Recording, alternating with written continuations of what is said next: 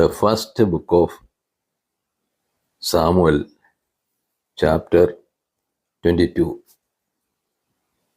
Hear the word of the Lord. David departed from there and escaped to the cave of Adullam.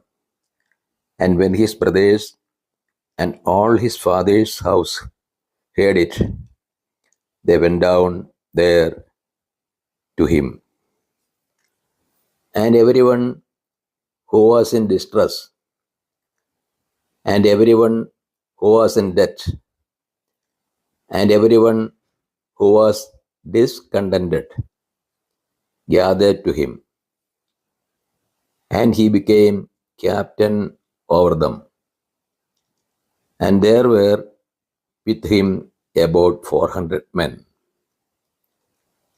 And David went from there to Mizpah of Moab, and he said to the king of Moab, Pray, let my father and my mother stay with you, till I know what God will do for me.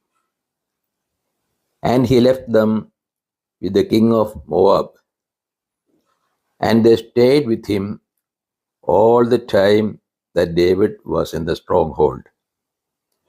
Then the prophet God said to David, Do not remain in the stronghold. Depart and go into the land of Judah. So David departed and went into the forest of Hirath. Saul slaughters the priest at Nob.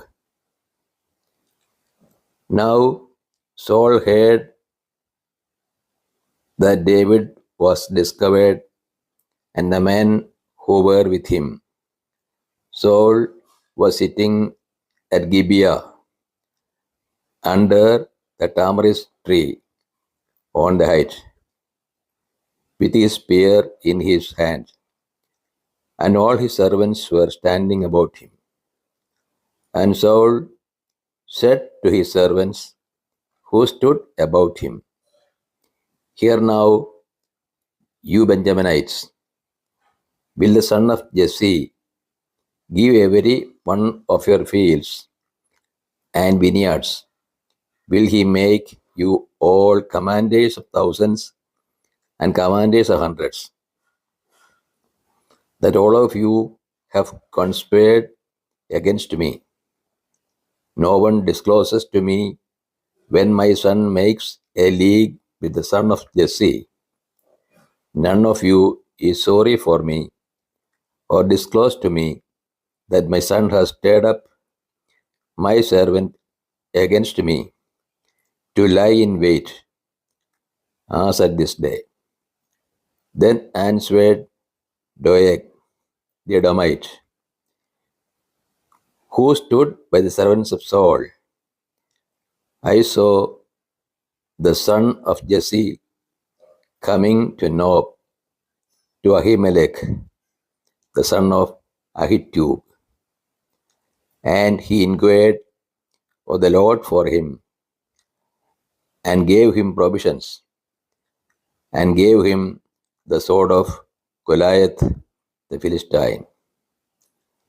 Then the king sent to summon Ahimelech the priest, the son of Ahitub, and all his father's house, the priests who were at Nob, and all of them came to the king.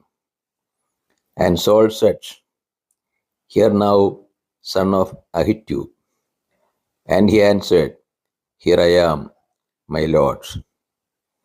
And Saul said to him, Why have you conspired against me, you and the son of Jesse, in that you have given him bread and a sword, and have inquired of God for him, so that he has risen against me to lie in wait, as at this day? Then Ahimelech answered the king, "And who among all your servants is so faithful as David, who is the king's son in law and captain over your bodyguard, and honored in your house? Is it today the first time that I have inquired of God for him? No, let not the king impute anything to his servants or to all the house of my father. For your servant has known nothing of all this, much or little." And the king said, "You shall surely die, Ahimelech, you and all your father's house." And the king said to the guard who stood about him, "Turn and kill the priest of the Lord, because their hand also is with David." And they knew that he fled and did not disclose it to me. But the servants of the king would not put forth their hand to fall upon the priests of the Lord. Then the king said to Doeg, "You turn and fall upon the priests." And Doeg the Edomite turned and fell upon the priests. And he killed on that day 85 persons who wore the linen ephod. And Nob, the city of the priests, he put to the sword both men and women, children and sucklings, oxen, asses, and sheep. He put to the sword. But one of the sons of Ahimelech, the son of Ahitub, named Abiathar, escaped and fled after David. And Abiathar told David that Saul had killed the priests of the Lord.